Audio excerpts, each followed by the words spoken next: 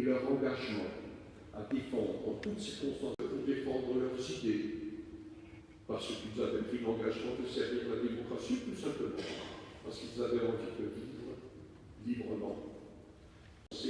Le gouvernement prend des mesures spécifiques et c'est légitime. Je disais, lors d'un cas le 17 décembre dernier, nous ne pouvons tolérer que des actes racistes ou antisémites restent impunis et se banalisent. Il faut que leurs auteurs soient sanctionnés. Et elle vaut aujourd'hui, avec une activité toute particulière pour notre belle et grande République. Seul, on ne peut rien faire. C'est ensemble dans l'unité et le rassemblement que nous pouvons pleinement avancer et nous accomplir. Aujourd'hui, à la grande synagogue de Strasbourg, avec l'Alsace tout entière, avec tout le pays, nous pleurons 17 de nos compatriotes. Ils ont été assassinés parce qu'ils étaient journalistes, ils ont été assassinés parce qu'ils étaient policiers, ils ont été assassinés parce qu'ils étaient juifs. Ils l'ont été par des criminels agissant au nom d'un Dieu qui ne leur avait rien demandé. Un grand ami du judaïsme, Charles Péguy, écrivait « Parce qu'ils n'aiment personne, ils croient qu'ils aiment Dieu ». La haine de la France, la haine de la liberté, la haine des Juifs a guidé leur main. Bien sûr, il y a entre les chrétiens, les Juifs et les musulmans bien des différences. Pourquoi le nier? Mais le grand rabbin, mon ami Haïm Korsia, le rappelait récemment. Il y a entre les enfants d'Abraham tant de liens et d'affinités possibles. Il y a le commandement du ne tuera point, auquel répond la sourate Al-Isra. Ne détruisez pas la vie, Dieu l'a rendu sacrée. Qui sont-ils ces assassins qui s'arrogent le droit de priver un autre homme de sa vie? Qui sont-ils pour croire qu'ils vont parvenir à restreindre notre liberté, à semer entre nous les ferments de la discorde? Qui sont-ils pour croire que la République allait se laisser faire? Depuis mercredi, le pays se rassemble et pleure ses morts. Jamais nous n'avions vu une telle émotion s'emparer de la France. Et en Alsace, nous avons été plus de 100 000 à manifester dans les rues de nos villes et de nos villages, notre totale unité.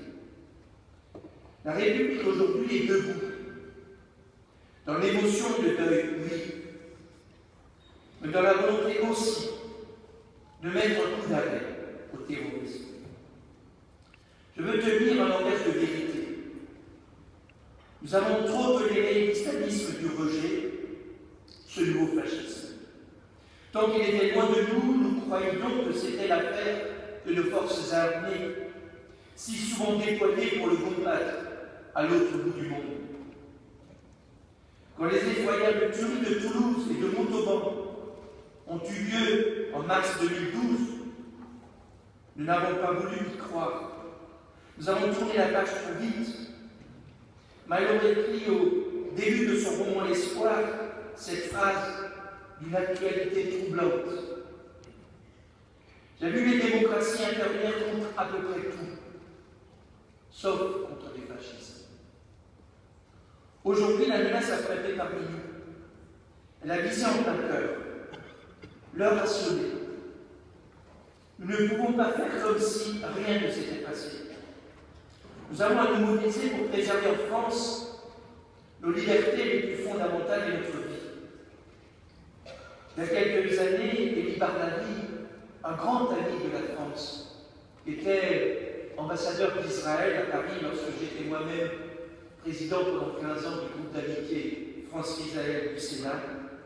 Élie Barnaby a retrouvé l'origine du dicton « Heureux comme Dieu en France », je vais le citer. Il a écrit que c'était un proverbe yiddish répandu en Europe orientale chez les Ashkénazes qui étaient fascinés par ce pays qui fut le premier à émanciper les Juifs. Si nous reculons dans le pas, c'est cette histoire-là que nous nions. La France n'est pas la France sans le judaïsme. Et l'Alsace n'est pas l'Alsace sans les Juifs, qui lui ont apporté tant et ont contribué à forger son caractère, sa culture et son âme. Nous ne céderons pas à la terreur, nous n'en avons pas le droit. Nous ne renoncerons pas. Nous n'avons pas peur. Parce que nous croyons en la République et nous croyons en la France.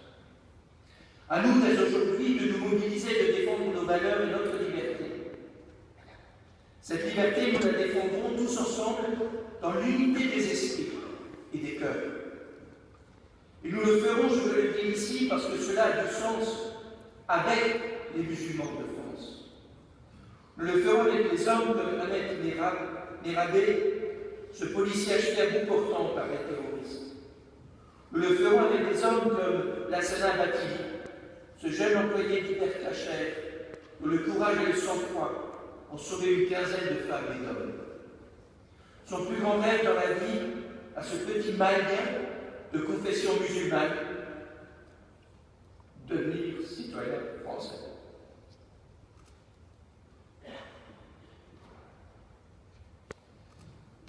Il l'est déjà dans le cœur. Le combattant à l'islamisme, cette idéologie de la haine, avec Abdel Malik, cet enfant du Nord, qui défend avec force les valeurs de la République, au point d'écrire un livre et un film, qu'Allah bénisse la France. Il montre qu'on peut être musulman et qu'on peut prier pour la République, comme les Juifs le font dans les synagogues. Nous redoublerons d'efforts, Monsieur le Président, de ce grand rabbin, au sein du Conseil interreligieux en place au Conseil régional d'Alsace. Aujourd'hui, tous les hommes de bonne volonté doivent se rassembler. La violence que vous ne voudriez plus entendre. Condamnation de la barbarie, de la haine, de l'intolérance, de l'antisémitisme, du racisme. Solidarité, fermeté.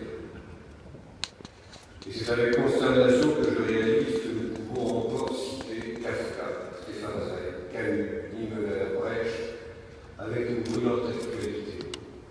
Tant de dizaines d'années après l'accident. Comme si notre monde n'avait rien à voir. Pourquoi ces monstrueux attentats dans notre France? Comment se fait-il qu'à travers le monde entier, aujourd'hui encore, des massacres aient lieu au nom de religion?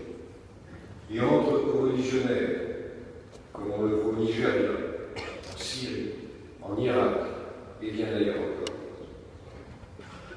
Comment se fait-il qu'en 2015, nous devions encore mettre des policiers, des gendarmes, des militaires pour protéger nos lieux de culte, de la haine, du rejet? Comment se fait-il qu'en 2015, un soi-disant humoriste doit encore être poursuivi pour apologie du terrorisme